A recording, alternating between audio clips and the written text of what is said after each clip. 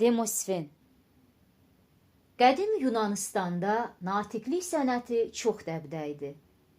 Dərin biliklərə və gözəl danışma bacarığına malik olan natiqlər meydanlarda cəmaatın qarşısında saatlarla çıxış edir, onların rəğbətini qazanırdılar. Belə məşhur natiqlərdən biri də Demosfen olmuşdu. Arıq, cılız və fiziki cəhətdən zəif olan Demosfen uşaqlıqdan r səsini tələffüz edə bilmirdi. Tez-tez kəkələdiyinə görə onun dediklərini anlamaq çətin olurdu. Demosfen danışarkən çox həyəcanlanır, tez-tez çiynini atır, şax dayana bilmirdi. Bütün bu qüsurlara baxmayaraq, gənc Demosfen natiqlik sənəti ilə məşğul olmağa qərar verir. O, gözəl və mənalı bir mətn hazırlayır. Nitq söyləmək üçün kütlə qarşısına çıxır.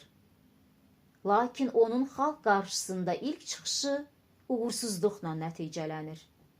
Cəmaatın səs-küyü, gülüşü onun zəif səsini batırır.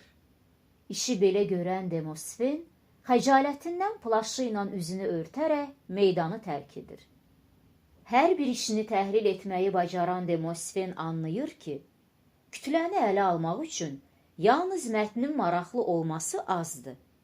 Yaxşı natiq, intonasiya ilə danışmağı, səs tonunu tənzimləməyi, jest və mimikadan yerli-yerində istifadə etməyi bacarmalıdır. Demosfen qüsurlarını aradan qaldırmaq üçün fəaliyyətə başlayır. O, diksiyasını düzəltmək üçün hər gün dəniz sahilinə gedir. Ağzına xırda daşlar dolduraraq yüksək səslə danışmağa çalışır. Nəhayət buna nail olur. Artıq Demosfen elə ucadan danışırdı ki, dənizin güclü dalğalarının səsi onun səsini batıra bilmirdi. İradəli gənc çiynini atmağı tərk etmək üçün tavandan bir qılınc asmışdı. Danışanda qılıncın altında dayanırdı. Çiynini atanda qılınc onu yaralayırdı.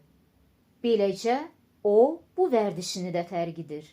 Nəhayət gənc natiq öz bədənini və səsini mükəmməl şəkildə idarə etməyi öyrənir.